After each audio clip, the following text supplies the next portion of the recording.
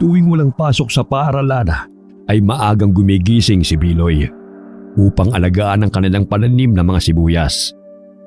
Inaalis niya ang mga damo sa paligid ng mga pananim at nilalagyan rin niya ng abono.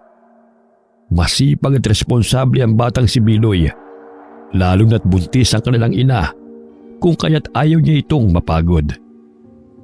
Napatigil siya sa pagtatanggal ng mga damo nang mapadaan si Mang Lindo na paika-ikang naglalakad.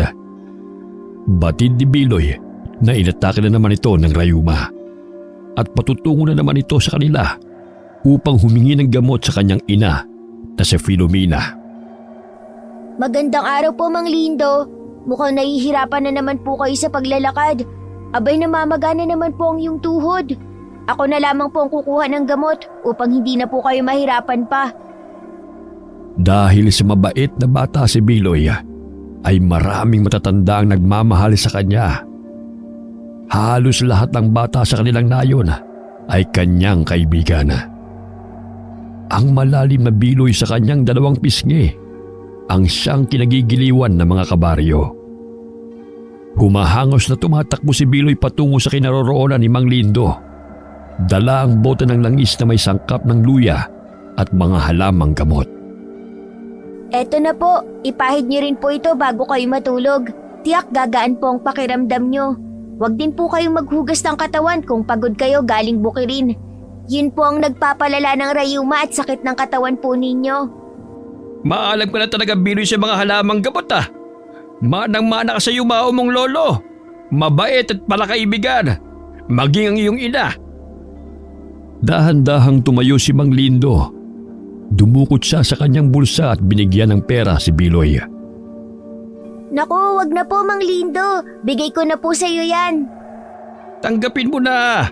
Pasanag lang upang gumaling tong rayuma ko.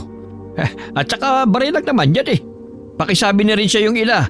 Salamat sa gamot Walang anuman po, Mang Lindo. Bumalik sa mga pananim ang batang si Biloy. Kinakausap pa niya ang mga sibuyas na wari nakikinig sa kanya. Nilagyan niya ng abono matapos niyang tanggalin ang mga damo sa paligid upang lumago at maging malusog ang mga bunga. Mula sa malayo'y natatanaw niya si Aling Ising. Napahinto ang babae nang matapat ito sa kanya. Hinahanap ng babae ang kanyang ina upang humingi ng tulong dahil may malubhang karamdaman ang kanyang anak. Sasamahan ko na po kayo, tapos naman na po ako maglagay ng mga abono. Sinabi ng alay na nagsusuka ang kanyang anak tuwing sasapit ang dilim. Kapag umaga naman ay napakatamlay nito at ayaw kumain. Ganun na lamang ang pagkabahala ng alay sa kondisyon ng anak. Ang tanging malalapitan lamang nila ay ang mga tradisyonal na mga manggagamot tulad na Filomena. Dahil malayo sila sa bayan kung saan naroon ang mga ospital. Isa rin ang dahilan kung bakit hindi sila nagpapagamot sa mga doktor. Dahil wala silang sapat na salapi. Bagamat buntis ay patuloy pa rin sa panggagamot si Filomena dahil pinupuntahan pa rin siya ng mga tao. Nay, may bisita po tayo! Si Aling Ising! May sakit daw po ang kanyang anak, kaya hihingi po siya ng tulong. Hirap na ring maglakbay si Filomena dahil 2 buwan na lamang ay ipanganganak na niya ang 3 anak. Kung kaya't sinabihan niya ang ale na dalhin na lamang ang pinagbihisan ng anak nito upang kanyang masuri. Mabuti na lamang ay may dalang pinagbihisang damit ng anak si Aling Ising. Agad na nagsindi ng kandila si Filomena at nagdasal. Inutusan niya si Biloy na maghiwa ng luya at tadtarin ng pino sa almires. Sinunod ng bata ang kanyang pinag-uutos. Ang katas ng luya ay kanyang ipinatak sa langis na bagong hango. Kasabay noon ay sumasambit siya ng dasal. Nilagyan niya ng asin at dinikdik na luya ang damit bago itiniklop. Aswang ang may kagagawa ng pagkakasakit ng inyong anak. Ayaw nitong tigilan hanggat hindi po niya nakukuha ang kanyang pakay. Bantayan ninyong mabuti ang inyong anak. Mapanganib ang aswang na ito. sapagkat hinihigop niya ang enerhiya ng kanyang binibiktima. Madalas ay nasa silong ng bahay o di kaya'y nasa itaas ng puno kung saan tinatanaw niya ang paghihirap ng kanyang biktima.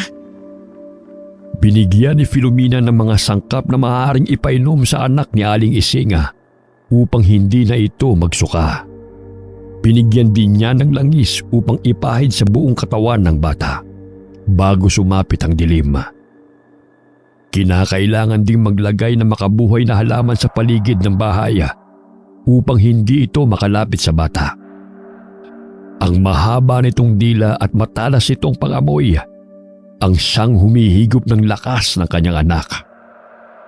Matapos na sabihin ni Filomena sa Ali ang mga dapat gawin, ay nagpaalam na ito. Nag-iwan ng mga prutas ang Ali bilang pasasalamat sa mag-ina. Nay, sino po bang aswang ang sanhi ng pagkakasakit ng anak ni Aling Ising? Hindi ko alam. Matagal-tagal na rin wala akong balita sa mga aswang. Ngunit kanina, ramdam ko ang negatibong enerhiya na pumaloob sa bata. Dahil sa pawis nito sa kanyang damit, ay ramdam ko na matindi ang pagnanais ng aswang na makuha siya. Malakas ang aura ng aswang. Nakatatakot po, inay. Kahit sino po ay kayang biktimahin ng aswang. Maging kayo po, buntis pa naman kayo. Mabango po yun sa kanyang pang-amoy. Kaya kayo ni Dimple mag-ingat palagi. Huwag mong pabayaan na maglaro sa labas ng bahay ang kapatid mong yan. Paminsan-minsan matigas ang ulo. Nabahala si Filomena sapagkat may aswang na namang gumagala sa kanilang baryo. Ang huling aswang na lumusob sa kanilang lugar ay 10 taon nang nakakalipas. At yun ang ikinamatay ng kanyang manggagamot na ama. Ibinuwis nito ang kanyang buhay.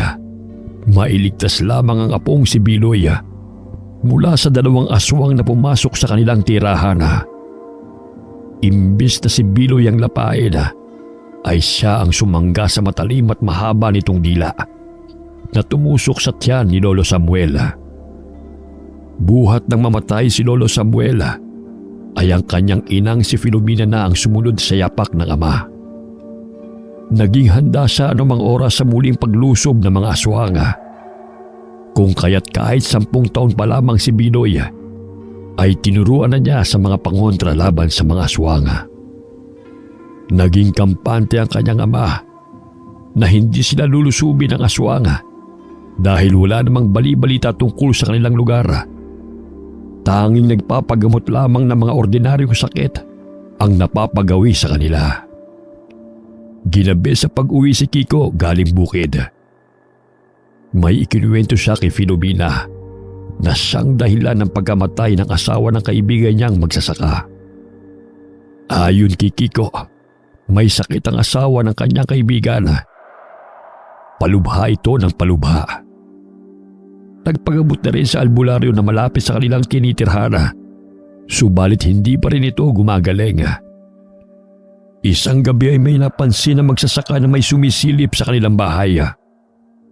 Tumambad sa paningin ng kaibigan niyang si Waldo, ang namumutla at nanlilisik na mga mata ng aswang. Maging ang lalaki muntik nang matamaan ng mahabang dila nito. May mahabang mga kuko sa mga kamay at paa. Bago pa niya nahabol ang aswang, ay nakita niyang tila natuyo ang kanyang asawa na animoy naging butot balat. Lahat ng laman at likido sa katawan ng biktima ay sinimot ng aswang. Maaaring isa yung paradunong aswang. Kasing bango ng lutong langka ang mga taong may sakit at malapit nang mamatay sa kanilang pangamoy. Nagbibigay din sila ng sakit sa taong kanilang matitipuhan. Kung mababaw ang pananampalataya at mahina ang loob, ay tiyak madadaig ng aswang. Kung kaya't dasal ang pangunahing lunas sa lahat ng kasamaan. Kinaumagahan ay maagang nanguha ng mga kawayan si Biloy. Pinatulis niya ang mga dulo noon upang gawing sandata laban sa aswang na maaaring mapagawi sa kanilang bahay. Nabahala siya sa kaligtasan ng buntis niyang ina, maging ng buo nilang pamilya. nakita ni Mang Lindo si Biloy habang abala sa pagputol ng mga kawayan. Tuwid na siyang maglakad dahil gumaling na ang kanyang rayuma. Oh, Biloy, aanin mo yung kawayan. Masyado pang bata yan upang gawing sahig. Hindi ko naman po gagawing sahig to. Gagawin ko pong sibat para sa aswang, Mang Lindo. May aswang na gumagala po sa bukid. Ayon na rin sa kwento ni Mang Samuel na kaibigan ni Itay. Maging handa po tayo sakaling mapapagawi po rito. Ikaw talagang bata ka. Marami ka talagang alam. O siya, tutulungan na kita riyan. Hindi lingid sa kaalaman ni Mang Lindo ang aswang na kanyang nabalitaan. Sa katunayan ay nakaramdam din siya ng kahina-hinalang tao na napadaan sa kanilang bakuran. Nakita niya ang anino na nagkubli sa puno. Matulis ang tenga nito. Ngunit bigla itong kumaripas ng takbo nang makita si Mang Lindo na may dalang itak ng lumabas ng bahay. Hindi na sinabi ni Mang Lindo sa batang kaibigan sa gayon ay hindi na madagdagan ang takot nito. Marunong po ba kayong gumawa ng pana? Susubukan ko. Noong kabataan ko, gumagawa kami niya ng kapatid ko. Alam mo namang matanda na ako, anak. Pasmado na. Sumasaya si Mang Lindo sa tuwing nakakausap ang batang si Biloy. Sa katauhan ng bata, ay napupunan nito ang pangungulila niya sa anak. Mag-isang namumuhay si Mang Lindo, buhat ng iwan siya ng kanyang asawa at dinala pa ang kanilang anak patungong Maynila. Hindi na kaya nang mamuhay ng kanyang asawa sa baryo dahil nasanay ito sa marangyang buhay. Ang buong akala niya ay masaya ang kanyang asawa sa simpleng buhay. Ngunit nagbago ang isip nito. Nagising na lamang siya isang araw na lumayas ang kanyang asawa at may sulat pa itong iniwan. Pinuntahan ni Mang Lindo ang asawa sa Maynila. Ngunit ayon sa naninirahan doon ay ibinenta na ang bahay at wala silang alam kung nasa na ang unang may-ari. Malungkot na bumalik sa baryo si Mang Lindo. Ngunit hinihintay pa rin niya ang pagbabalik ng kanyang mag-ina. Nadaanan ni Biloy ang kanyang kapatid na nakikipaglaro ng taguan. Tinawag niya ito. Ngunit bigla lamang itong sumimangot at tumakbo palayo sa kanya. Sinundan niya ito at pinagalitan. Ikaw ang tigas talaga ng ulo mo. Ilang beses ka nang sinabihan ni Inay na huwag kang maglaro ng taguan. Baka itago ka ng aswang, hindi ka na matatagpuan. Yun pala'y ginawa ka ng ulam. Maaga pa naman. Tsaka dito lang naman kami, hindi naman ako lumalayo. Kahit na, sundin mo na lang ang pinag-uutos ni Inay para hindi tayo mapahamak. O siya, ihahatid ko na kayo sa inyong bahay. Wag na kayo magtalo. Dimple, sundin mo na lamang ang sinabi sa iyo ng kuya mo. Mangiyak-ngiyak na sumunod si Dimple sa kapatid kasama si Mang Lindo. Inilagay ni Biloy ang mga patulis na kawayan sa kanilang kusina. Ang iba ay sa ilalim ng papag na kanilang tinutulugan. Sa gayon ay madali na lamang kunin kung sakaling lusubin sila ng aswang. Ilang sandali pa'y inutusan ni Filomena si Biloy na mag-ani ng mga sibuyas upang kanilang mailako. Gustong sumama ni Dimple, ngunit ayaw siyang isama ni Biloy. Dahil alam nito maglalaro lamang ang kapatid at hindi naman siya tutulungan. Dumito ka na lang sa bahay, samahan mo na si Nanay. Ang daming tutupiin na damit. Ikaw na ang gumawa niyan upang hindi mapagod si Inay. Napapangiti na lamang si Mang Lindo sapagkat sa murang isipan ay tila matanda na kung umasta ang batang si Biloy. Sinamahan na lamang niya ito sa taniman upang makauwi na ang bata bago dumilim. Dahil sa pag-aalaga ni Biloy sa kanilang mga pananim ay malulusog ang mga ito. Maging ang mga sili ay dumami ang bunga. Ang lulusog ng bulbo ng mga sibuyas. Maging ang mga dahon, alagang-alaga mo mga pananim. Opo, lagi ko nga silang kinakausap upang lumaki silang malulusog. Kaya iyan na po ang resulta. Hindi po nila ako binigo, Mang Lindo. Ikaw talagang bata ka. O siya, anihin na natin to. Maraming naani sina Biloy at Mang Lindo. Ang kanyang amang si Kiko ay abala sa pag-aabono sa palayana, kung kaya't si Biloy ang naatasan sa mga sibuyas at iba pang mga pananim sa tuwing nagtatrabaho siya sa sakahan. Eto po, para sa'yo, Mang Lindo, para hindi ka na po bibili ng sibuyas. Naku, huwag na! Ibenta mo na lamang yan! Ang dami po nito. Napagod ka rin naman po sa pagtulong sa akin. Isa pa, pasasalamat ko rin po yan sa ginawa niyo pong pana. Hindi na nakatanggi ang Ginoo dahil sa pangungulit ni Biloy sa kanya. Agad niya itong hinatid at umuwi na rin sa kanyang bahay. Hinugasan ni Biloy ang mga naaning sibuyas. Napansin niya ang isang piraso na tumigas na animoy naging bato. Itatapo na sana niya yun. Ngunit naalala niya ang mga batong ginagamit ng kanyang ina sa panggagamot. Kung kaya't agad niyang pinuntahan ang ina. Nay, tingnan niyo po ito. Maaari po ba itong mutya upang panlaban sa mga aswang? Aba, mutya ng sibuyas. Napakaswerte mo at nahanap mo to. Alam mo bang maraming taglay ang bertud na to? Pangontra to sa aswang. Ililiwas ka sa sakit at marami ka pang matutuklasan. Paano po, Nay? Ako po ang nakakita nito. Maaari bang akin na lamang ito? Huwag ka magmadali.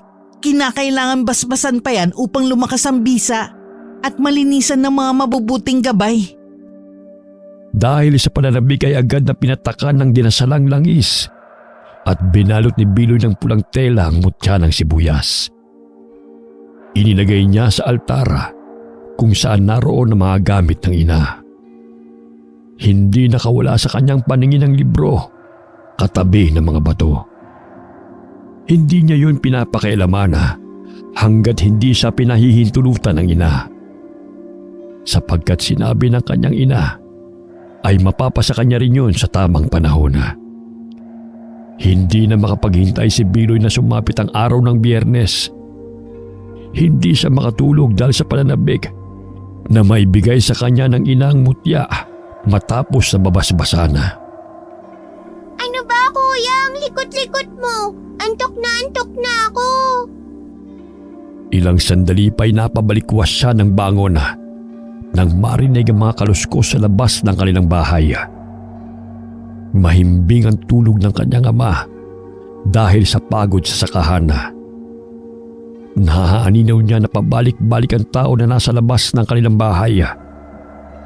Wari yumuyuko pa ang balikat nito habang ang paningin naman nito ay nakatuon sa kanilang bintana. Pakiramdam niya na isang aswang yun dahil sa iba ang hubog ng katawan nito. Bukod pa roon, wala namang nagpapagamot sa ganong oras. Inihanda na niya ang kanyang sarili sakaling sumugod ang aswang. Ngunit tumakbo ito palayo nang may mapadaang mga magsasaka sa kanilang bakuran. Binantayan niya ang pagbabalik ng nilalang na kanyang pinaghihinalaan. Ngunit lumalim na ang gabi ay hindi na itong muling bumalik pa. Hanggang sa tuluyan na siyang dinalaw ng antok at tuluyang nakatulog. Kinaumagahan habang nagwawalis ng bakuran si Filomena ay napansin niya ang kakaibang hulma ng mga yapak na mga paa. Hindi yun pagmamay-ari ng normal na tao dahil sa laki nito. Nasisiguro niyang napagawi ang aswang sa kanilang bakuran kung kaya't hinaplos niya ang kanyang tiyana. Bumalik ang aswang. Ngunit hindi ko hahayaan na mapahama kayong mga anak. Nay, ilalako na po namin ni Dimple ang mga sibuyas. Nung isang araw pa po kasing naghahanap si Aling Miding at Aling Rosa. Naputol ang pag-iisip ni Filomena. Bagamat napansin ni Biloy ang mga yapak na humulma sa lupa. Batid niyang pagmamay-ari yun ng aswanga. Umalis na lamang ang magkapatid at hindi na tinanong ang ina tungkol sa kanyang nakita. Dimple, Huwag kang umalis ng bahay nang hindi nagpapaalam. Alam mo bang may aswang na napapagawi dito sa baryo? Kaya sundin mo ang lahat ng sinasabi sa'yo. Totoo po ba, kuya? Di ba marami namang pangontra si nanay? Kahit na, dapat mag-iingat pa rin tayo at palaging handa sapagkat hindi natin alam kung sino ang aswang na yun. Sumapit ang anihan ng mga palaya. Kinakailangang bantayan ni Kiko ang mga inani sapagkat talamak ang mga nakawana. Maging ang ibang magsasaka ay yun din ang ginagawa. Mahimbing na natutulog sila Dimple at Biloy. Nagising ang kanilang ina dahil sa malakas na kalabog na nagmumula sa kanilang bubungan. Tumindig ang mga balahibo sa kanyang katawan. Napansin niya na umaapaw ang langis sa mga bote. Batid niyang naroon lamang ang aswang sa paligid. Agad niyang kinuha ang buntot pagi sa kanilang dingding. Pinuluputan niya ito ng makabuhay na halaman. Sa gayon ay doble mararamdamang sakit ng aswang sakaling may hampas yun sa kanyang balat. Dahil sa mabango ang sanggol sa sinapupunan ni Filomena, ay hindi alintana ng aswang ang mga pangontra ng buntis na manggagamot. Makuha lamang ang sanggol. Sinira nito ang pawid na bubong at lumundag patungo sa loob. Nagkatitigan si Filomena at ang paradunong aswang.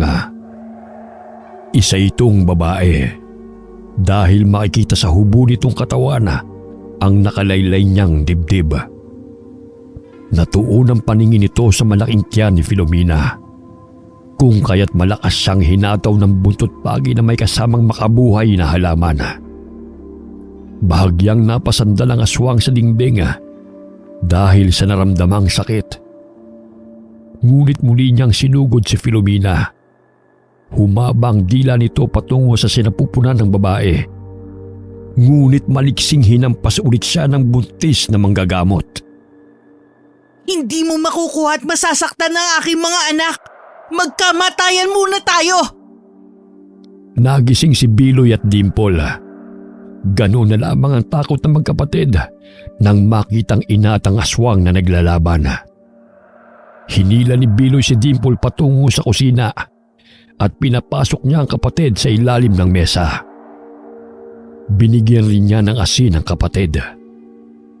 Dimple, magtago ka riyan. Sakaling puntahan ka ng aswang, sabuyan mo siya ng asin. Babalikan kita mamaya. Kuya, natatakot po ako sa aswang. Kinuha ni Biloy ang sibat na kanyang ginawa. Nilagyan niya ng asin ang matalim na parte. Dahil sa patuloy na sinusugod ng paradunong aswang ang ina, ay hindi siya nagdalawang isip na saksakin ang tagiliran ng aswang. Nasugatan ng aswang, kung kaya't nabaling ang tingin nito sa kanya. Namilog ang kanyang mga mata at bahagyang napatras. Natatakot man, ngunit mas nangibabaw sa kanyang isipan na iligtas ang ina't kapatid. Inambahan niya muli ang aswang upang muling tusukin. Galit nitong hinila ang sibat dahilan ng pagkatumba ni Biloy. Huwag mong saktan ang anak ko! Lumayas ka rito ngayon din! Nagkaroon ng pagkakataon na makuha ni Filomena ang itak na nakapa sa dingding. Buong lakas niyang hinataw ang paradunong aswang dahilan na matamaan ito sa balikat. Muli niyang hinataw ang aswang at naputol ang mahaba nitong dila na muntik nang tumusok sa kanyang ipinagbubuntis. Malakas na atungol ang pinakawala ng aswang. Wala na itong nagawa kundi ang tumakas mula sa pananakit ng buntis na manggagamot sa kanya. Kumaripas ito ng takbo patungo sa kasukalan. Malayo-layo ang mga bahay, kung kaya't hindi ganun kadali ang humingi ng tulong. Kinakailangan pang sumigaw ng malakas upang sila'y marinig. Umiiyak na niyakap ni Filomena ang mga anak dahil muntika na silang patayin ng paradunong aswang. Nasaktan ba kayo mga anak? Hindi po, inay. Yun po palang itsura ng aswang. Ang pangit at nakatatakot po talaga. katulad ng nababasa ko sa mga comics. Inay, natatakot po ako. Sakaling bumalik po yun ulit at tayo'y kanyang kainin. Malakas na pumalahaw ng iyak si Dimple. Gayon na lamang ang pagpapatahan ng kanyang ina. Kinaumagahan ay nabalitaan ng mga kabaryo nangyaring pagsugod ng aswang sa bahay ni na Filomena. Agad ring umuwi si Kiko upang kamustahin ang kalagayan ng kanyang pamilya. Konting galos lang naman, Kiko. Huwag kang mag-alala. May matapang kang anak na kaya kaming ipagtanggol. Mangiyak-ngiyak na niyakap ni Kiko ang asawa. Wala siya roon upang ipagtanggol ng kanyang mag-ina. Dumating ang araw na pinakahihintay ni Biloy. Ibinigay ng inang mutya ng sibuyas na kanyang natagpuan. Hindi maikubli ang kasiyahan sa mukha ng bata nang tanggapin niya yon. Nababatid ni Filomena na kaya nagpakita ang mutya kay Biloy sapagkat may mabuti itong kalooban. Kailangan din yun ng anak upang protektahan ang sarili, lalo na't malakas ang aswang na kanyang nakalaban. Nakayanan nitong tiisin ang mga pangontrang inilagay sa palibot ng kanilang bahay. Pansamantalang natigil sa pag-aani si Kiko sa sakahada hanggat hindi pa nanganganak ang asawa. Sa takot na bumalik ang aswang, ipinaubaya na lamang niya ang trabaho sa kanyang mga kaibigan. Sumapit ang araw na iniluwal ni Filomena ang isang malusog na sanggol na lalaki. Si Tia Ceci lang nagpaanak sa kanya. Ganoon na lamang ang pasasalamat na mag-asawa sapagkat nabiyayaan na naman sila ng malusog na sanggol. Ano po ang ipapangalan mo sa kanya, Inay? Tingnan mo, katulad rin namin siya ni Dimple. May Biloy din siya sa pisngi. Makisig na lang, anak. Ibig sabihin ay lakas. Naging masaya ang magkapatid na Biloy at Dimple sa pagdating ni Makisig. Ngunit kasabay noon ay pansamantalang paghinto ng kanilang ina sa panggagamot. Kinakailangan ni Filomena na magpahinga hanggang sa manumbalik ang kanyang lakas. Nahirapan ang kanilang mga kanayo na dahil dumadayo pa sila sa ibang baryo upang magpagamot. Isang araw, nagimbal ang mga mamamayana nang magpatawag ng pulong ang alkalde na si Ginoong Tieves. Sinabi ng Ginoo na ipinagbabawal ang mga manggagamot sa nayon kung saan siya namumuno. Ayon sa alkalde, na ang pagkakasakit ng mga tao ay dulot ng likong pananaw at maling paniniwala. Nakakadagdag lamang ng sakit sa mga tao ang mga ginagamit ng mga sangkap at ritual ng mga manggagamot. Ang aswang ay imahinasyon lamang ng mga tao dahil sa mga maling kwento ng mga nakatatanda sa baryo. Lahat ng mga albularyo na kanyang malalaman na patuloy na nanggagamot ay may karampatang parusa sapagkat ayaw niyang gumamit ng kung ano-anong mahika mga tao sa ilalim ng kanyang pamumuno. Simula ng araw na yun ay kinumpiska ng mga tauhan ni Alcalde Tieves ang mga gamit ng mga napag-alamang manggagamot. Mabuti na lamang ay naunang itago ni Biloy ang libro na pagmamay-ari ng namayapa niyang lolo. Maging ang mga gamot at ibang gamit ng kanyang ina. Naghukay siya sa lupa at inilibing ang mga ito. Bago dumating ang mga tauhan ng alkalde sa kanilang tahanan, ay malinis na ang altar ng ina. Ganoon na lamang ang paghanga ni Filomena sa anak dahil sa mabilis itong mag-isip ng paraan. Ayoko pong parusahan kayo ng alkalde, Inay. Ngunit bakit hindi siya naniniwala sa mga tradisyonal na manggagamot at mga aswang? Gayong totoo po ang aswang. Hayaan mo na, anak. Sadyang may mga taong saradong isipan tungkol sa mga nilalang na hindi nakikita ng kanilang mga mata.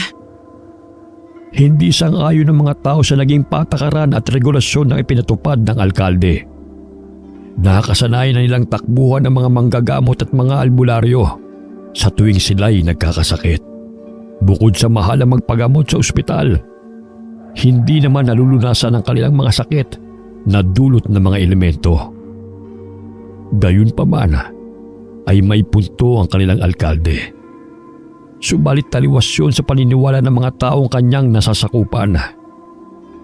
Ano ang sumagi sa isip ng alkalde Tebes na yan? Kung bakit biglaan ang pinatupad niyang batas? Tumanda na ako sa pagpapagamot sa mga albularyo Ngunit wala namang masamang nangyari sa akin. Mas mabuti pang herbal na medisina ang ating iniinom. Hindi pa masisira ang ating mga atay. Natikom ang bibig ni Mang Lindo nang mapansin ang matalim na titig ng tauhan ng alkalde sa kanya. Patuloy na hinihikayat ng alkalde na wag nang tangkilikin ang mga manggagamot, albularyo at kung ano-ano pang gumagawa ng mga ritual. Sinabi niya sa mga taga-baryo na magpapatayo siya ng klinika.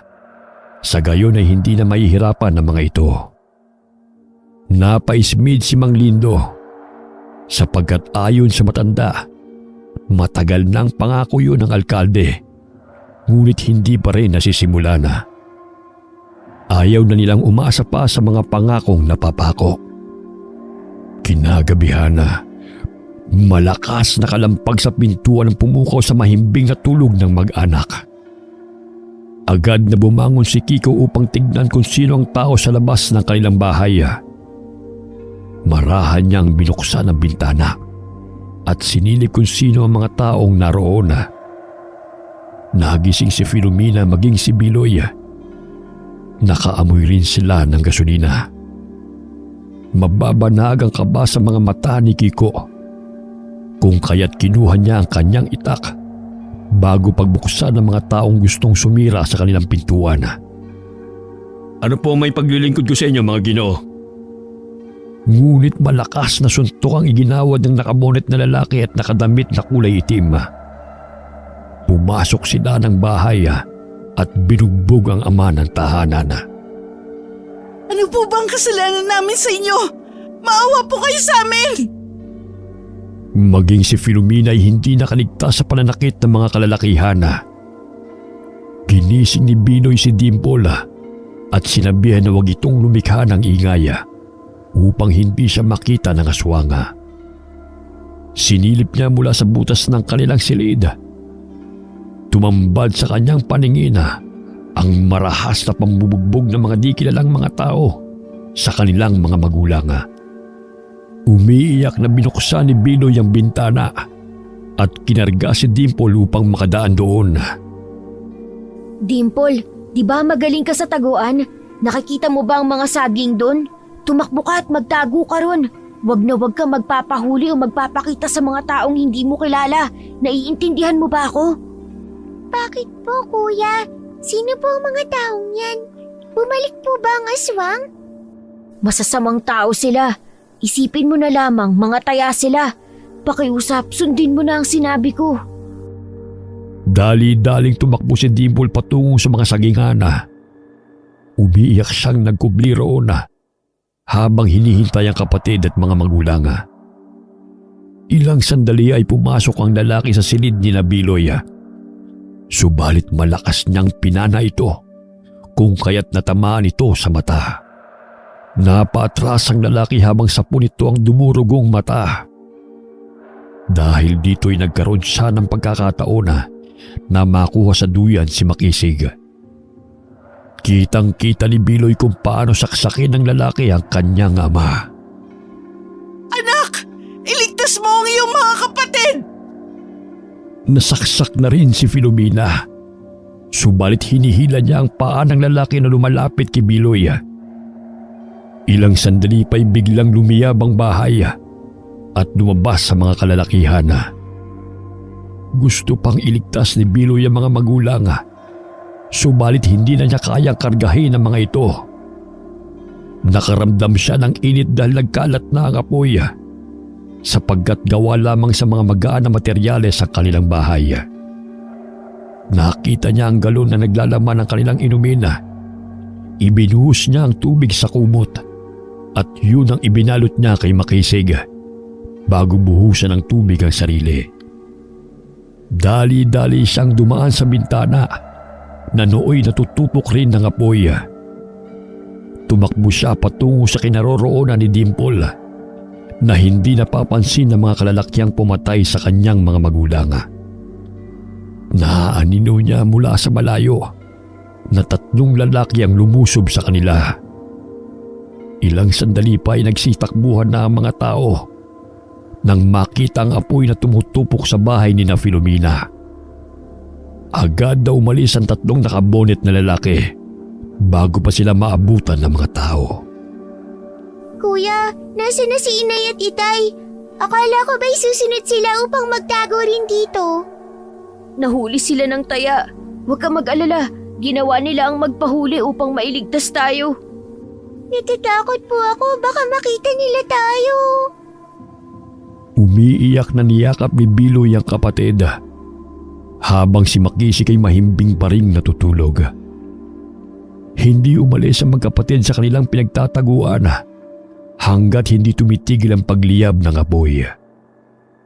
Nagtulungan ang mga taga-baro na patayin ang apoy na siyang kumitili sa buhay ng mag-asawa. 2 sunog na bangkay lamang ang kanilang nakita. Agad na hinanap ni Mang Lindo ang mga bata. Batid niyang nasa paligid lamang ang mga ito. Ilang sandali ay may narinig siyang mga hikbi. Nagpalinga-linga siya sa paligid upang hanapin ang pinagmumulan ng iyak. Binoy! Dimple! Ako ito! Si Mang Lindo! Mahinang sambit ng Ginoo. Ilang sandali ay may narinig siyang mga kaluskos. Tumayo ang 2 bata at marahang lumapit sa kanya. Gayon na lamang ang awa niya sa magkapatid nang tumambad sa kanyang paningin. Napaluha si Mang Lindo dahil hindi niya lubos maisip na mangyayari ito kina Biloy na isang modelong pamilya. Mang Lindo, tulungan niyo po kami. Pinatay ng mga taong hindi namin kilala si Inay at Itay. Maging kami po ay gusto nilang patayin. Kinarga ng Ginoo si Makisig at inakay ang 2 sa tinitirhan niyang dampa. Hinayaan na lamang niya ang mga tao na mag-asikaso sa bangkay ni na Filomena at Kiko. Batid niyang naroon lamang sa paligid ng mga salarin. Ginamot ni Mang Lindo ang mga sugat ni Biloy. Napaso din ang kaliwa niyang braso dahil sa pagsangga sa umaapoy na kahoy na muntik nang bumagsak kay Makisig. Alam mo bang isa kang bayani, Biloy? Itinaya mo ang iyong buhay upang iligtas ang iyong mga kapatid. Ngunit hindi ko po nailigtas si Nanay at Tatay. Batid ko masaya ang inyong mga magulang sapagkat pinalaki ka nilang may mabuting kalooban at mapagmahal na kapatid kina Dimple at Makisig. Huwag kayong mag-alala. Ang bahay na ito ay aking pahingahan. Walang sino man ang napapagawi rito. Kaya dito na muna kayo. Hanggat hindi pa natin nauhuli kung sinong may gawa ng pagkamatay ng inyong mga magulang. Si Mang Lindo ang tumayong ama ng 3 bata. Inalagaan niya ang magkakapatid hanggang sa gumaling ang mga sugat ni Biloy. Ginawan muli ni Mang Lindo si Biloy ng pana. Sa pamamagitan doon ay gusto niyang manumbalik ang kasiyahan nito. Naalala ni Biloy na balikan ang mga gamit ng ina na kanyang ibinaon di kalayuan sa kanilang bahay. Maging ang mutya ng sibuyas na kanyang pagmamayari ay naroon na. Nagpaalam siya sa matanda. Ngunit nag-alala ito sa kanyang kaligtasan. Naku anak, maaari kang mapahamak sa gagawin mong yan. Huwag po kayong mag-alala. May naisip po akong paraan. Kinuha ni Biloy ang mga bote ng suka na tinitinda ni Mang Lindo sa bayan. Nilagyan niya yun ng maraming sili at ibinenta sa mga kabaryo. Maraming mga tauhan ng alkalde na gumagala upang masiguro na walang makakapuslit na albularyo sa kanilang lugar. Nakita siya ng isang tauhan ng alkalde at pinahinto siya upang tanungin kung saan siya patungo. Magandang tanghali po, Ginoo. Gusto niyo po bang bumili ng sinamakang suka? Maganda po ito gawing sausawan. 20 na lang po para sa inyo, buena mano. Umiling ang lalaki at hinayaan na lamang ang bata. Nagbahay-bahay si Biloy upang ipagbili ang mga suka, hanggang sa narating niya ang lugar kung saan niya ibinaon ang mga gamit ng ina, maging ang kanyang mutya. Dali-dali niya yung hinukay hanggat wala pang taong napapadaan. Isinilid niya ang mga libro at iilang mga bato sa kanyang basket. Tinakpan niya ng lumang damit at inilagay ang mga bote ng suka sa ibabaw noon. Isinuot niya ang bag na naglalaman ng iilang mga gamit. Ilang sandali pa'y napadaan muli ang lalaki at napansin ang bag na kanyang dala. Teka, Totoy. Ano bang laman ng iyong bag? Comics po. Gusto niyo po bang basahan ko kayo? Kinabahan si Biloy dahil baka makita ng lalaki ang mga gamit ng kanyang ina. Bagaman agad niyang kinuha ang comics sa kanyang baga at pautal-utal na binasahan ng lalaki ng kwento. Sige na. Ayos na yan. Makakaalis ka na. Sigurado po kayo? Ayaw niyo po bang tapusin ko ang pagbabasa? Wag na. Baka abutin mo tayo ng dilim bago ka matapos. Pasensya na po kayo. Hindi pa po kasi ako magaling magbasa. Sige po, tutuloy na ako. Napangiti si Biloy dahil naisahan niya ang lalaki. Agad siyang umuwi sa kubo kung saan sila naninirahang magkakapatid. Pagdating niya roon ay dinuduyan ni Dimple si Makisig. Hindi pa umuwi si Mang Lindo, kung kaya't nagkaroon siya ng pagkakataon na buklatin ang lumang libro. Binasa niya ang unang pahina, ngunit hindi niya maintindihan ang mga nakasulat dahil sa Latin na salita. Nagpatuloy siya sa pagbabasa at naroon din ang mga nakasulat sa Bisaya tungkol sa gamit at kakayahan ng mga mutya. May mga Latin na kataga na siyang orasyon sa panggagamot. Naisipan ni Biloy na manggamot sapagkat hindi isipin ng alkalde na makakayanan ng isang bata ang manggamot ng may sakit. Pinahiran muli ni Biloy ng binasbasang langis ang mutya ng sibuyas. Sa tulong ng mutya na yon ay nakapagbibigay ng matalas na memorya. Kung kaya't maraming ideya ang sumasagi sa isipan ng batang si Biloy. Hindi pinayagan ni Mang Lindo na pumunta ang magkapatid sa libing ng kanilang mga magulang. Para na rin yun sa kanilang kaligtasan. Nagtulungan ang mga kabaryo na asikasuhin ang bangkay ng mag-asawa. Wala pa rin silang balita tungkol sa mga salarin. Bagamat may mga di kilalang tawang minsang napapadayo sa kanilang baryo, nagtatanong tungkol sa anak ng namayapang si Filomena at Kiko. Ngunit ang tanging sagot ng mga tao ay hindi nila alam kung saan napadpad ang bata, buhat ng insidenteng naganap. Tikom ang mga bibig ng mga taga-baryo sakaling may magtatanong tungkol sa batang si Biloy, sapagkat nababatid nilang kumukuha lamang ang mga ito ng impormasyon at maaaring ikapahamak pa ng bata. Sa edad na 10 ay naging batang manggagamot si Biloy. Sa tulong na rin ng lumang libro at mutya, naipupuslit niya ang mga sangkap na ginagamit sa panggagamot na isinasama niya sa nilalakong sinamakan. Ang anghang naman itong ginawa mong sinamakang suka. Parang nangangagat. Gustong-gusto nga po ni na Aling Rosa at Aling Miding. Mahilig po kasi sila sa maaanghang. Nahinto ang pag-uusap nila Lindo at Biloy nang biglang may lalaking napadaan sa kanilang bakuran at nagtanong tungkol sa batang lalaki na anak ni na Filomena at Kiko. Bahagyang napasulya pa ito kay Biloy. Magandang araw po. Hindi ko rin po alam kung saan na ang batang yon. Ito pong bata na kasama ko ay aking apo.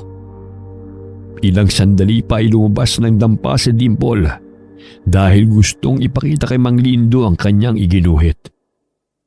Bahagyang nabaling ang tingin ng lalaki sa batang babae. Apo ko rin yan. Dito muna iniwan ang pamangkin ko dahil nagtatrabaho siya sa bayan. Tumango ang lalaki at agad na umalis.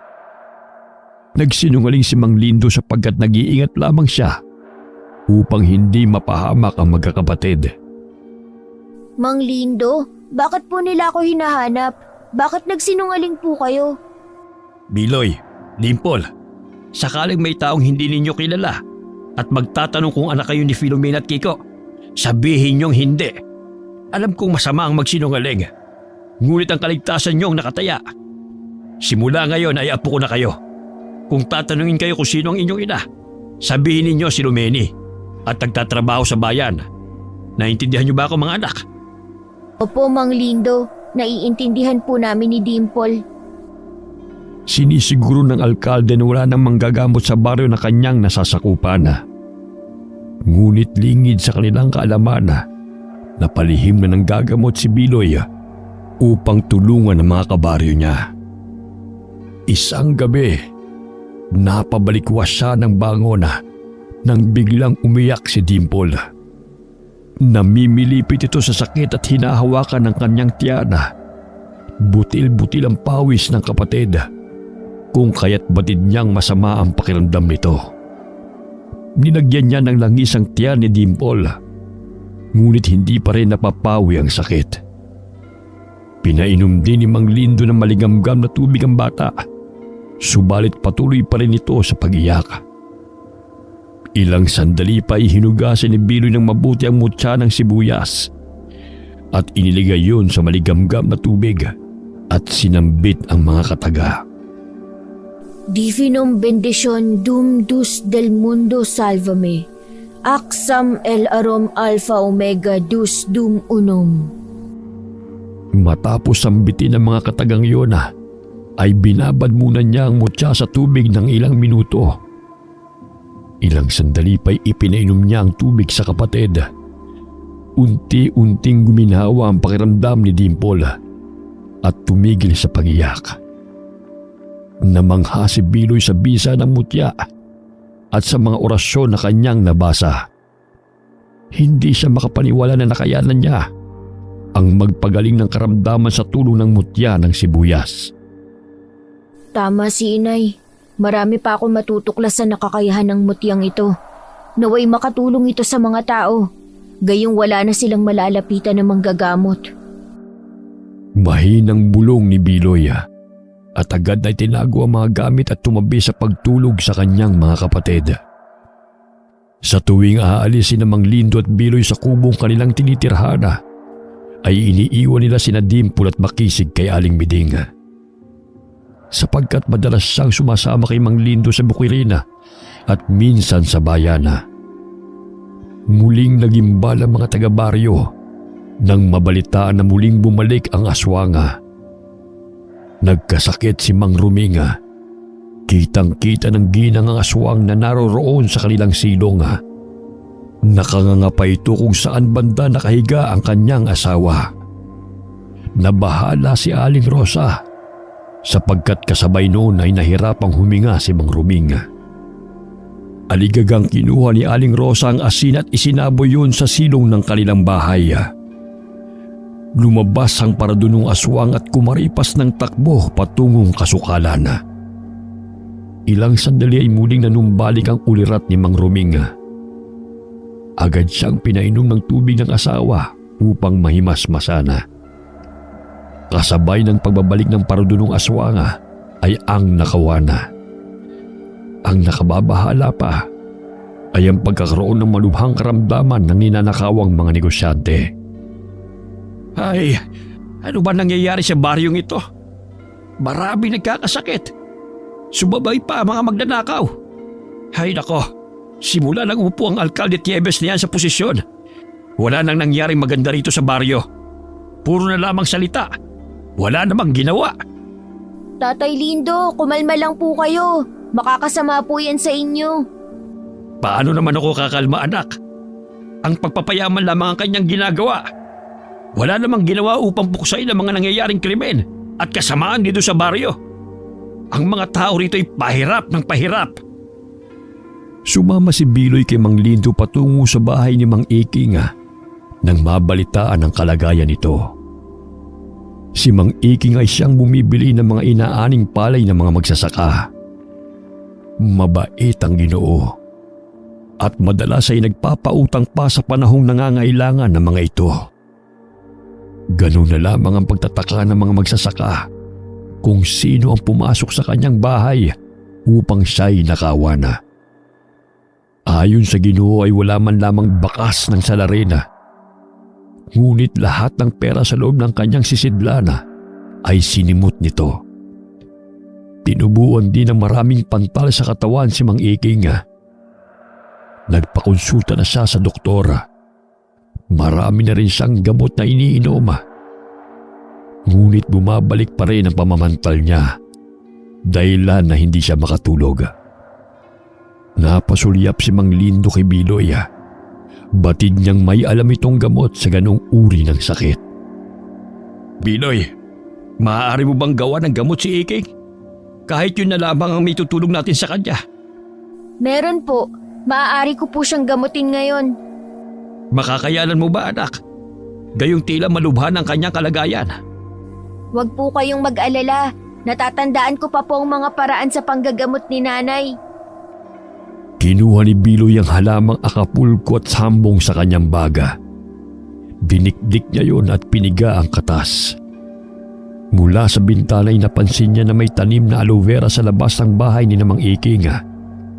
Kung kaya't kumuha siya ng ilang piraso at nilagyan ng katas na mga halamang gamot.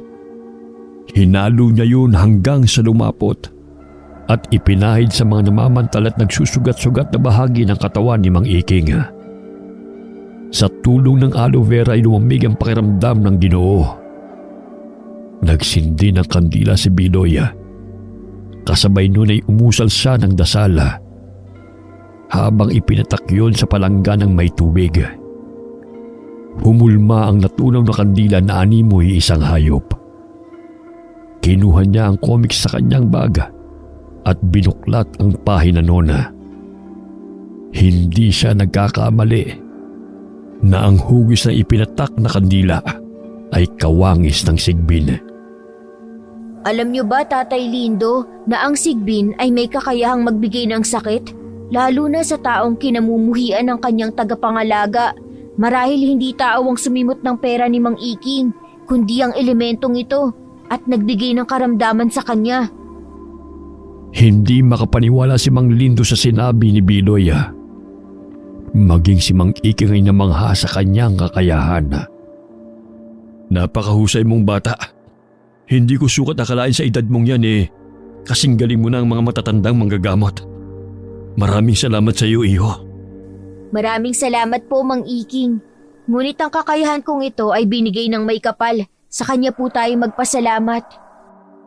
Pinayuhan ni Biloy ang Ginoo na araw-araw niyang lagyan ng mga sugat ng ginawa niyang gamot upang tuluyan ng maghilom.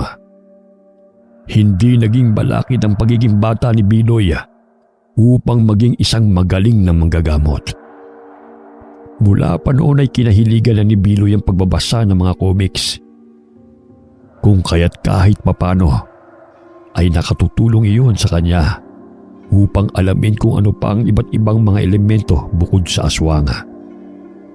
Maraming inilagay na pangontra si Biloy sa palibot ng kanilang tinitirhana upang hindi makalapit ang aswanga. Lalo na sa tuwing sasapit ang dilim. Sa tulong ng mutya ng sibuyas ay nagbibigay ito ng proteksyon sa kanila sa pamamagitan ng hindi makayanang pangangati ng aswanga. Mahigit 10 beses ang epekto nito kaysa sa makabuhay na halaman. Binabad niya ang mutya sa tubig na may maraming asin. Ang mga paraan na kanyang ginagawa ay sumasagi lamang sa kanyang isipan, ngunit epektibo. Tila may bumubulong sa kanya kung ano ang mga dapat niyang gawin.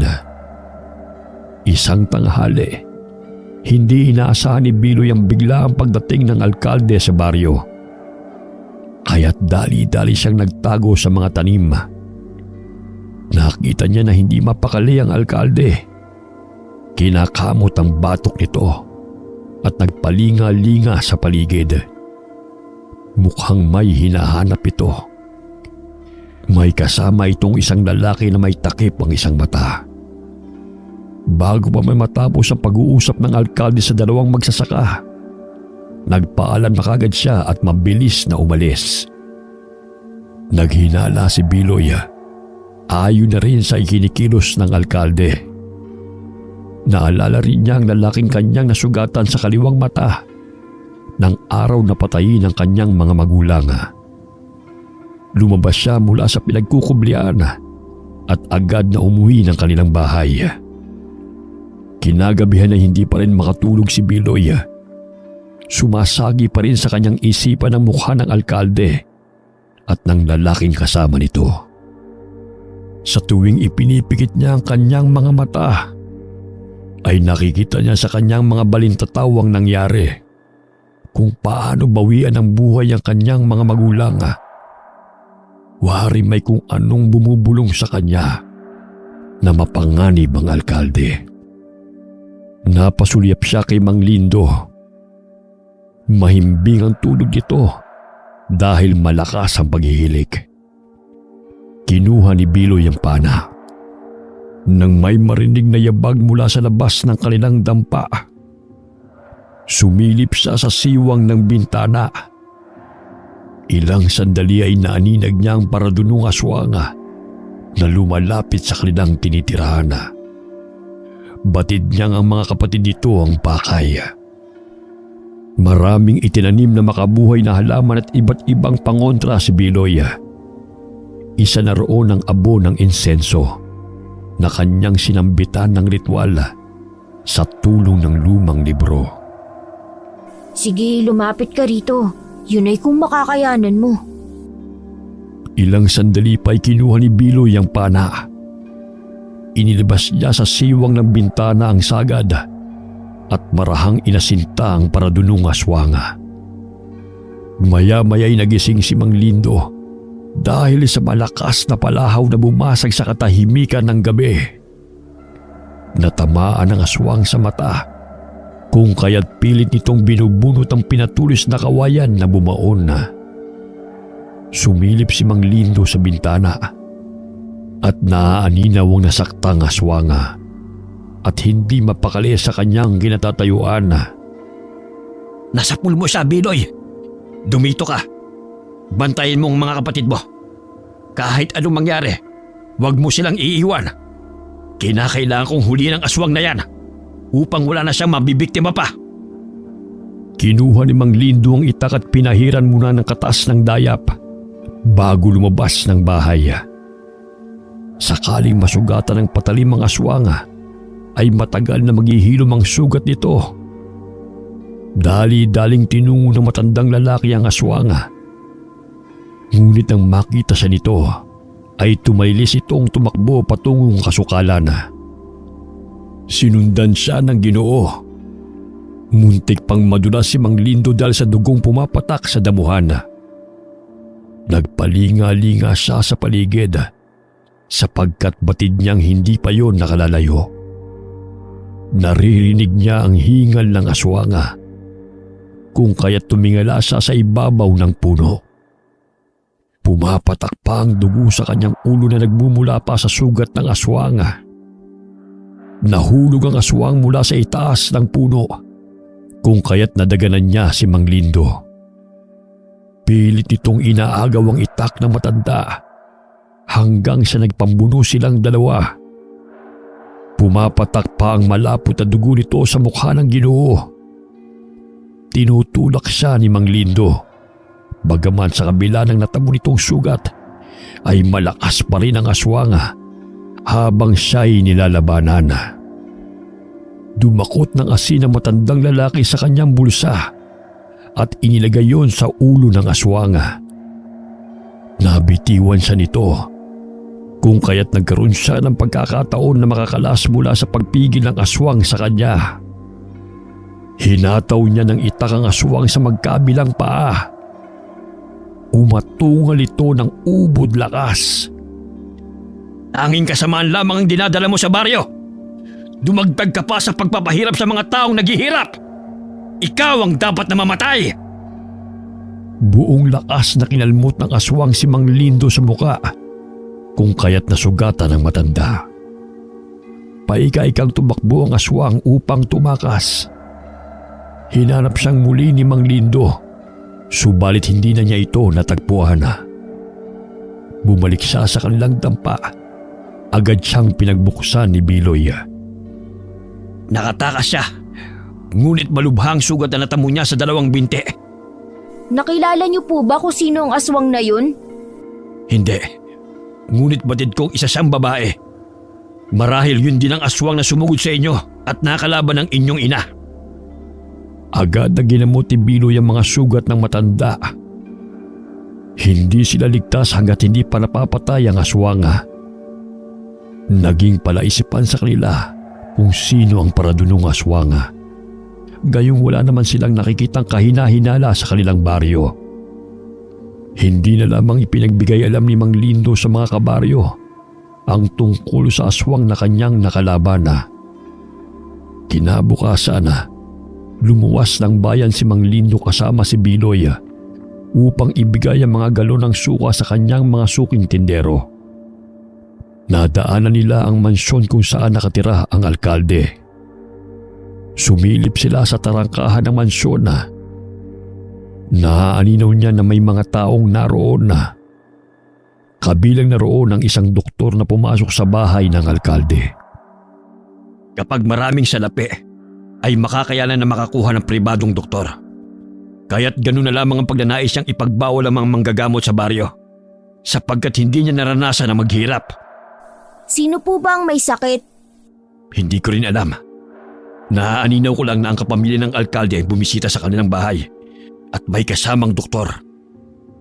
Ilang hakbang pa lamang na lumalakad palayo sa tarangkahan sina Mang Lindo at Biloy ay bigla na lamang silang nakarinig ng iyak. Sumilip muli sa tarangkahan ng mansyon si Mang Lindo. Ngunit nakita niyang patungo roon ang tauhan ng alkalde, kung kaya't dali-dali silang umalis ni Biloy at nagkubli sa mga kahoy upang tignan kung ano ang susunod na pangyayari. Mahigit 30 minuto ang nakalilipas. Ngunit nag-aabang pa rin sina Mang Lindo at Biloy sa labas ng mansyon. Pakiramdam nila'y may hindi kanais-nais na nangyayari. Ilang sandali pa ay may dumating na ambulansya. Agad na bumukas ang tarangkahan at iniluwal nito ang isang pasyente na kaanak ng alkalde. Tatay Lindo, ano po ba ang aparato na nakalagay sa bibig at ilong ng pasyente? Bakit pinipiga ng doktor ang bandang dibdib nito? Ambubag yun, upang bigyan ng hangin ang sino mang nahihirapang huminga. Sa pagkakaalam ko, CPR ang tawag sa ginagawa ng doktor upang manumbalik ang tibok ng puso ng pasyente. Hindi ko alam kung anong ibig sabihin ng CPR . Parang cardo o cardio. Basta CPR ganun. Dahil sa talas ng paningin ni Biloy, ay nasipat niya na ang kaliwang mata ng babaeng pasyente na ipinasok sa ambulansya ay may bendahe. Ilang sandali pa ay marami na ang mga taong nakikiusyoso kung sino ang kapamilya ng alkalde na nasa kritikal na kondisyon. Tatay Lindo, may bendahe po ang kaliwang mata ng matandang babae. Hindi ko po mawari kung bakit kinukutuban po ako. Ano bang naiisip mo? Marahil siya ang aswang. Bahagyang napasulyap si Mang Lindo sa batang kasama. Hindi niya may pagkakaila na maaaring tama si Biloy. Matindi rin ang kanyang hinala na may lihim na itinatago ang alkalde. Kung bakit ayaw niya sa mga manggagamot at mga pangontrang inilalagay ng mga tao sa kani-kanilang tahanan. Umalis silang dalawa sa lugar na yon bago pa sila makita ng mga tauhan ng alkalde. Ilang araw ang lumipas. Umugong ang balita tungkol sa pagkamatay ng ina ni Alkalde Tieves. Ngunit walang nakakaalam kung ano ang sanhi noon. Hindi rin pinahintulutan ng publiko na dumalo sa lamay. Tanging kapamilya lamang at malalapit na kaibigan ang dumalo sa lamay. Hanggang sumapit ang libing. Maraming tinatagong pamilya ng alkalde na yan. Pera ang pinaiiral upang manatili sa posisyon. Simulat sa pool, hindi talaga ako humahanga sa taong yan. Katulad ng kasabihan, walang lihim na hindi nabubunyag. Isang kasambahay ng alkalde ang anak ng pinsa ni Aling Rosa.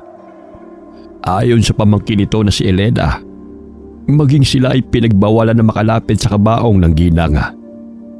Kahit nung nabubuhay pa ito, ay tanging iniiwan lamang ng mga kasambahay ang pagkain sa labas ng pintuan ng kwarto nito. Minsan lamang nila itong nakikitang lumalabas ng mansyon. May katandaan na rin kasi. Tuwing gabi lamang nila ito nakikitang lumalabas ng kwarto. Nakakasindak ang itsura. Naanimoy mga ngain kung makatingin.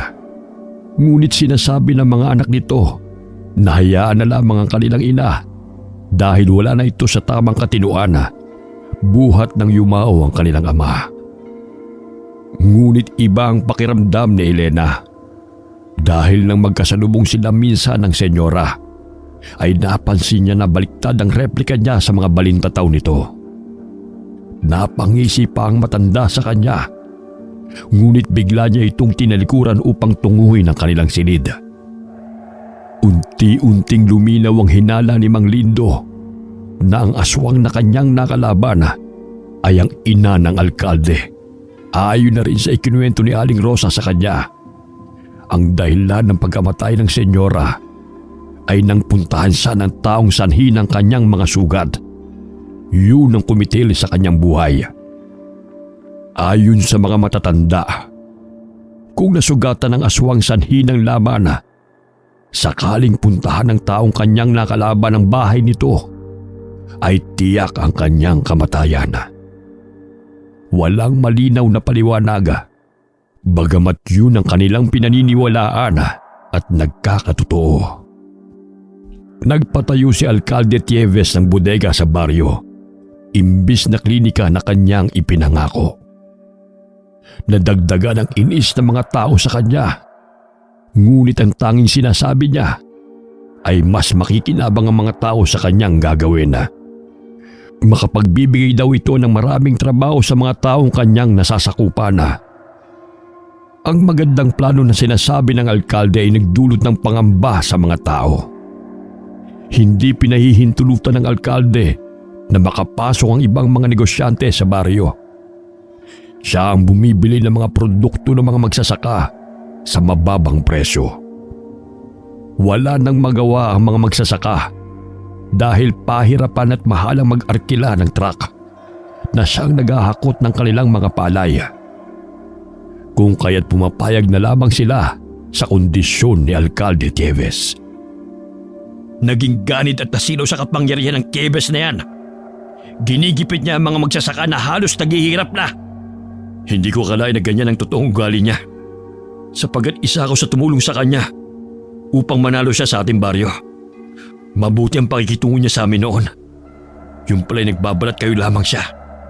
Binulag niya kayo sa kanyang matatamis na salita. Ngunit ako, hindi ako naniniwala sa kanya noong paman. Hapon habang pauwi ng bahay si Biloy, napansin niya ang nag-uumpukang tao sa daan. Dali-dali siyang tumakbo upang tignan kung ano nangyayari. Laking gulat niya nang tumambad sa kanyang paningin ang dilat ng mga mata na walang buhay na si Mang Lindo. May hiwa ito sa leeg, ngunit walang sino man ang nakakaalam sa pagkamatay nito. Tatay Lindo! Sinong pumatay sa kanya? Pagtangis ng batang si Biloy, niyakap niya ang walang buhay na bangkay ng Ginoo. Pilit siyang hinihiwalay ni Mang Iking sa matandang lalaki. Ngunit nagpupumigla siya upang yakapin ang kawawang matanda. Biloy, nariyan na mga pulis. Iimbestigahan nila kung sino may kagagawa sa pagkamatay ni Lindo. Mga wala silang awa. Lahat na lang ng mga mahal ko sa buhay ay kanilang pinapatay.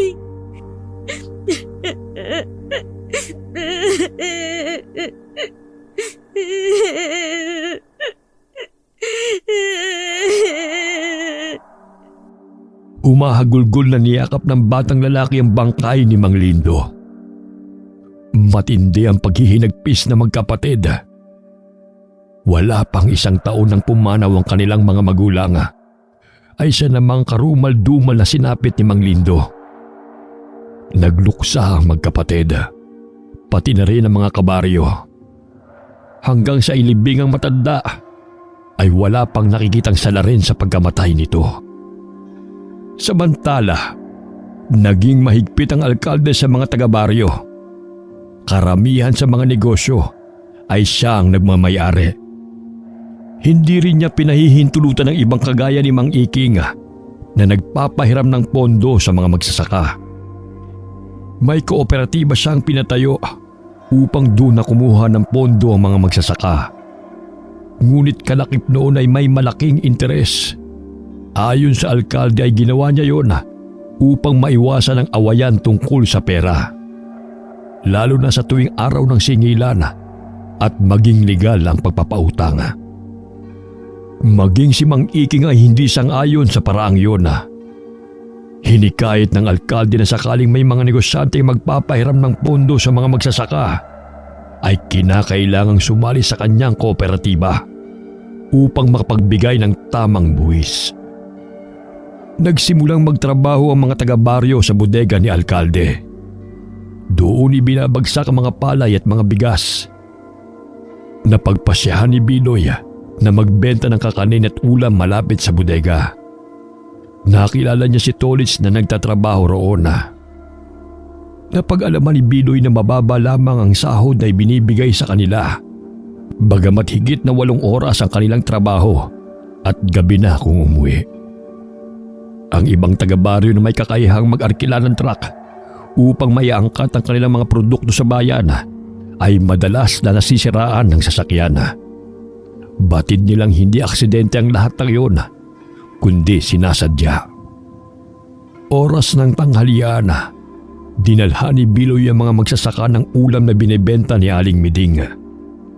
Siya na lamang ang naglalako dahil binabantayan ng ginang ang kanyang mga kapatid. Pumasok siya sa bodega nang tawagin siya ni Tolits. Batid niyang gutom na ang mga trabahador dahil mahigit 12:00 na ng tanghali at hindi pa sila nakakakain. Inilibot niya ang kanyang paningin at namangha siya sa laki ng bodega. Halos mapuno yun ng sako-sakong mga palay at bigas. Nanatili siya sa bodega at nag-ikot-ikot habang abala sa pagkain ng mga trabahador. Nakaagaw ng pansin sa kanyang paningin ang maliit na silid. Bahagya siyang napasulyap sa mga taong kumakain. Ngunit nag-uusap pa rin ang mga ito. Tinungo niya ang maliit na silid. Marahan niyang binuksan yun at nakita niya ang isang banga. Bahagya siyang napaatras nang makita na may sumilip na elemento mula sa loob noon. Lalapitan na sana ni Biloy, ngunit bigla siyang tinawag ni Tolits at sinabihan siyang ipinagbabawal ng may-ari na pumasok sa silid na yun. Tumango siya at bumalik sa kinaroroonan ng mga trabahador. Nang matanggap ang bayad ay agad siyang lumabas ng bodega. Naging usap-usapan ang pagkawala ng salapi ni Ginoong Elmer. Kakabenta lamang niya ng mga palay. Naging suspect niya sa pagnanakaw ang kanyang mga tauhan. Ngunit iginiit ng mga ito na wala silang kinuha. Ang paghihinagpis ng mga negosyanteng ninanakawan ay salungat sa nangyayari sa negosyo ng alkalde. Mas dumami ang kita nito at hindi siya namumroblema sa pera. Minanmanan ni Biloy ang bodega sapagkat may nararamdaman siyang itinatago ang alkalde sa banga. Ramdam din niya ang bigat ng aura sa tuwing nariyan ng alkalde sa paligid. Sumasagi sa kanyang isipan na ang alkalde ay isang aswang. Sumapit ang gabi. Lihim na minamanmanan ni Biloy ang bodega. Gusto niyang pasukin yun upang alamin kung ano ang hiwaga ng banga na kanyang nakita sa loob ng silid. Nagkaroon siya ng pagkakataong makapasok nang makitang paparating ang isang truck na naglalaman ng mga palay. Binuhat ng mga trabahador ang mga palay papasok sa bodega. Habang abala ang mga kalalakihan ay dahan-dahan siyang pumasok roon. Nagtago siya sa mga sakong palay at bigas at agad na tinungo ang silid bago pa may sara ang bodega. Muli siyang nagkubli sa mga sako nang makita ang alkalde at ang isang tauhan nito na nagbibilang ng mga salapi. Nakita niyang may karga-kargang hayop si Alkalde Tieves. Sigbin? Hindi ako pwedeng magkamali. Yun ang itsura ng Sigbin na kawangis ng nasa comics. Napatampal siya sa kanyang bibig at dahan-dahang lumakad upang lumabas ng bodega. Ngunit napatigil siya sa paglalakad nang marinig na ipinag-utos ng alkalde na isara ang bodega at magpapaiwan ng mga ito. Wala nang nagawa si Biloy kundi ang manatili roon at hintayin ng umaga upang makalabas. Napasandal siya sa sakong bigas habang patuloy na ikinukubli ang sarili upang hindi mahalata ng dalawang tao ang kanyang presensya. Naririnig niya ang usapan ng mga ito. Wala akong pakialam sa mga tao. Kahit gumapang man sila sa hirap. Dahil sila ang dahilan ng pagkamatay ng aking mga magulang. Lalo na ng mga manggagamot na yan. Masaya nitong binibilang ang mga salapi nang marinig ni Biloy ang sinabi ng alkalde. Kanyang napagtanto na totoo ang kanilang hinala na isa ring aswang ang alkalde. Ang ina nito ang paradunong aswang na sumugod sa kanilang bahay. Ang pagkamatay ng kanyang mga magulang ay kagagawan ng alkalde. Dahil nasaktan ng kanyang inang si Filomena ang paradunong aswang, kung kaya't gano'n na lamang ang puot niya sa mga manggagamot. Biglang nabahing si Biloy, kaya't narinig siya ng alkalde at ng tauhan nito. Sino ka? Lumabas ka riyan! Sino nagbigay sa'yo ng pahintulot na pumasok dito? Hinanap nila si Biloy, ngunit nahirapan silang makita ang bata. Inutusan ng alkalde ang alaga nitong Sigbin na hanapin ang taong naroon sa bodega. Bagamat hindi yun nakikita ng kanyang tauhan. Namilog ang mga mata ni Biloy nang makita ng harapan ng Sigbin. Bagaman lumalakad ito ng patras.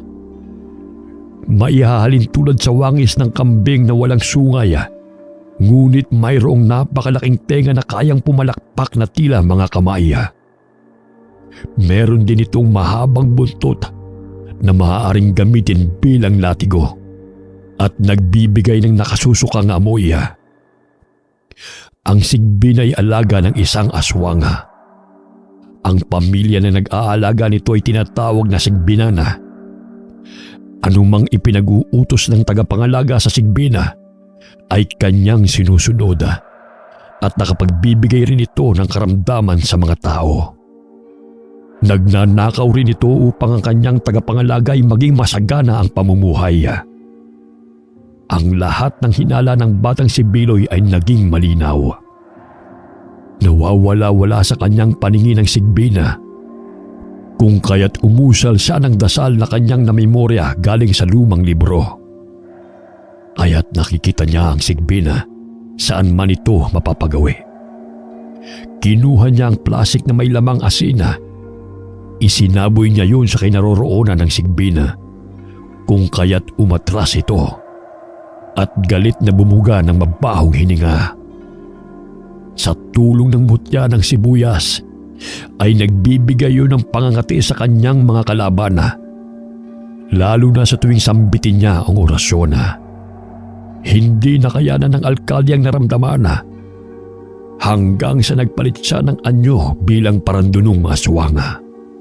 Maging ang tauhan nito ay natakot sa kanyang anyo.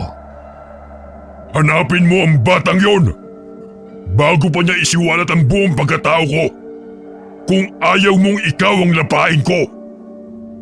Tarantang hinanap ng lalaki si Biloy, ngunit buong lakas na sinipa ni Biloy ang mga sako ng bigas, kung kaya't nabagsakan ang tauhan ng alkalde. Kinuha ng batang manggagamot ang bote ng suka na punong-puno ng mga siling labuyo. Tinatapunan niya ito kung kaya't uminit ang katawan ng parandunong aswang dahil sa anghang ng suka. Ikaw pala ang dahilan ng pagkamatay ng aking mga magulang! Ang sanhi ng nakawan at paghihirap ng mga tao rito! Batid kong ikaw din ang pumaslang kay Tatay Lindo! Hindi ka makakalabas dito ng buhay! Walang makakaalam ng lihim ng aking pamilya! Lalo na ang isang paslit na agaya mo! Papatayin kita! Hinampas ng sigbin si Biloy gamit ang malalatigo nitong buntot. Ngunit mabilis na nakailag ang bata at nagpatalon-talon sa mga sako ng bigas. Isinaboy niya sa parandunong aswang ang dinikdik na bawang. Ganun na lamang ang pagkainis ng aswang at gigil na siya'y mahuli. Ngunit sa tuwing mahahawakan siya ng aswang, ay tila palos lamang siyang nakawawala. Inilabas ng aswang ang mahaba niyang dila.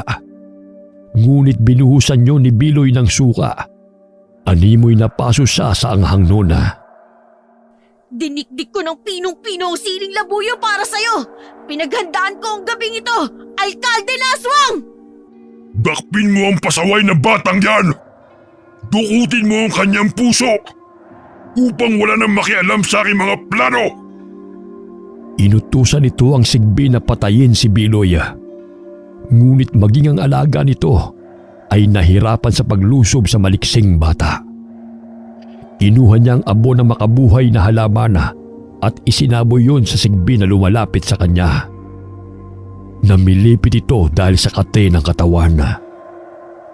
Maya-maya ay kinuha niya ang maliit na kawayan na may ihalin tulad sa tulali o plauta. Sa tuwing hinihipan nito ni Biloy ay lumalabas ang bala sa butas nito. Imbis lumikha ng tunog, ang balang tumatama sa katawan ng aswang ay pinirapirasong luya. Ang luya ay masakit sa tuwing tumatama sa katawan ng aswang na animoy tansong bala. Walang hiya kang bata! Hindi ikaw ang makapagbabagsak sa akin! Hindi ako, kundi ang masasamang ginawa mo siyang magpapahamak sa'yo! Inilabas muli ng paradunong aswang ang kanyang mahabang dila. Ipinulupot na yon sa bewang ng bata at inihagi sa pader. Mabuti na lamang ay bumagsak siya sa mga palaya kaya't di siya gaanong nasaktan. Gumapang siya at nagkubli sa mga sako ng bigas. Kinuha niya ang maliliit na tansong bala na kanyang ginawa at isinilid yun sa maliit na laruang kawayan. Isa-isa niya yung hinipan upang tumama sa katawan ng paradunong aswang. Sa tuwing matatamaan ng bala ay umaatungal ito. Biglang nagpadaos-dos si Biloy sa pinagkukublian nang hilahin siya ng sigbin. Dinaganan siya nito at inilabas ang mahaba nitong pangil at akmang dudukutin ang kanyang puso. Itinuon ni Biloy ang maliit na kawayan sa ulo nito at malakas na inihipan ng balang tanso. Pansamantalang napatigil ang sigbin, bumaon ang tansong bala sa noo. Dahilan na ito'y unti-unting manghina. Sinipa siya ni Biloy kung kaya't nahulog ito mula sa mataas na pinagpatong-patong na sako ng bigas. Hindi ako papayag na mamumuhay sa takot ang mga tao, lalo ng aking mga kapatid.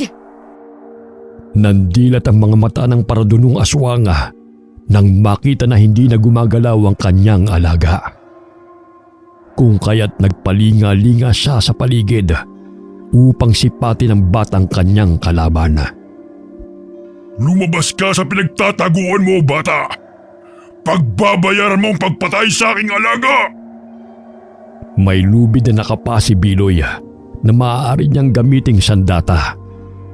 Sa dulo ng lubid ay itinali niya ang maliit na kutsilyo na siyang ginagamit niya sa panghiwa sa siling labuyo.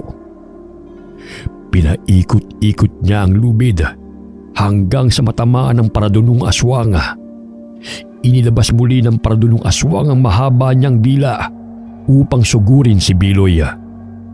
Natamaan siya ng kutsilyo, kaya't patalon-talon ang aswang dahil sa naramdamang sakit. Umaagos sa mga luha ni Biloy habang sinusugod ang aswang. Batid niyang kasama niya ang gabay na siyang tagapangalaga ng mutya, kung kaya't nagagawa niyang makipaglaban sa mga aswang.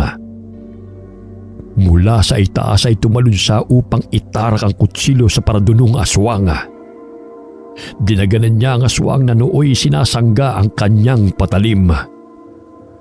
Pinagkaitan mo kami na magkaroon ng masayang pamilya! Makasarili ka! Tinulak siya ng aswang, kung kaya't tumilapon siya sa yerong pintuan. Dahilan na naglikha yun ng malakas na kalabog. Lumapit ang aswang sa kanya nang makita siyang namimilipit sa sakit. Inilabas muli ng paradunong aswang ang mahaba niyang dila upang itarak yun sa katawan ni Biloy. Sinabi ko sa iyong hindi ka na makakaligtas pa, bata! Ngunit biglang bumukas ang pintuan at tumambad sa kanyang paningin sina Mang Iking at iilang mga trabahador. Maging ang mga kalalakihan ay nagulat nang makita sa kanilang harapan ng aswang. Biglang hinila ni Mang Iking si Biloy palayo sa aswang. Bahagya siyang napatras dahil sa dami ng tao na maaaring tumugi sa kanya. Inilabas nila ang kanilang mga itak at hinabol ang tumatakas na paradunong aswang. Subalit dahil sa mga sugat na natamo, ay nanghihina na rin siya. Dahilan para tamaan siya ng itak sa binti nang ihagis ng isang magsasaka ang patalim nito. Natumba ang paradunong aswang. Pilit pa siyang tumatayo upang tumakbo. Subalit naabutan siya ng mga trabahador. Huwag niyo akong patayin! Bibigyan ko kayo ng maraming sanapi, alahas at kung ano pa ang gusto ninyo. Hayaan lamang ninyo akong makatakas. Akala mo ba'y makakatakas ka pa? Sa dami ng biniktima mo sa baryong to? Hindi ako ang pumaslang sa kanila. Nagkakamali kayo. Hindi ako ang pumapatay. Kahit anong paliwanag mo, hindi kami maniniwala sa'yo! Kinaladkad ng mga kalalakihan ng paradunong aswang patungo sa bodega. Itinali nila ito ng lubid upang hindi na makatakas pa. Mang Iking, siya ang pumatay kina nanay at tatay. Maging kay Tatay Lindo. Naniniwala ako sa'yo. Ngunit, bakit ilusob mo na mag-isa ang aswang na yan? Ano bang pumasok sa isip mo? At bakit hindi ka humingi ng tulong sa amin? Mabuti na lamang nasiraan ang sasakyan namin. Kaya't naglakad kami pa uwi. E paano na lamang kung hindi kami dumating? Sa susunod magsabi ka sa amin, Biloy, para matulungan ka namin. Batid ni Mang Iking na sadyang nananaig ang kuryosidad ng batang si Biloy. Gayong marami lamang itong mga katanungan na walang sagot. Lalo na kung sino ang mga salarin sa pagkamatay ng kanyang mga magulang. Isa na rin yun sa dahilan kung bakit hindi ito nagtitiwala basta-basta sa mga tao. Sumapit ang umaga. Unti-unting nanumbalik ang normal na itsura ng paradunong aswang. Laking gulat ng mga tao na ang kanilang itinali ay ang alkalde ng kanilang baryo. Nanghihinang iminulat ito ang kanyang mga mata. Bumungad sa paningin nito ang galit ng mga taga-baryo. Tumawag si Mang Iking ng pulis upang arestuhin ang alkalde na siyang pasimuno ng patayan sa baryo. Bagamat hindi naniniwala ang mga ito sa aswang, ngunit umamin na ang alkalde kay Biloy na siya ang salarin sa pagpatay sa kanyang mga magulang. Hindi pa man nakakarating ng ospital bago dalhin sa presinto, ay nawalan na ng buhay ang alkalde. Dahil sa pinsala na kanyang natamo laban sa batang si Biloy. Inupkop ni Mang Iking ang tatlong magkakapatid. Wala silang anak kung kaya't ganun na lamang ang kasiyahan ng kanyang asawa habang inaalagaan ang tatlong bata. Simula nang mamatay ang alkalde at ang ina nito, ay naging payapa na ang baryo. Hindi lubos maisip ng mga tao na ang kanilang alkalde ay isa palang aswang na sigbinana na siyang nagpapahamak sa kanila. Laking pasasalamat nila sa batang manggagamot na si Biloy. Dahil sa kanya, nalaman kung sino ang naghahasik ng lagim sa baryo. Ang batang si Biloy ang lumaban sa parudunong aswang. Wakas.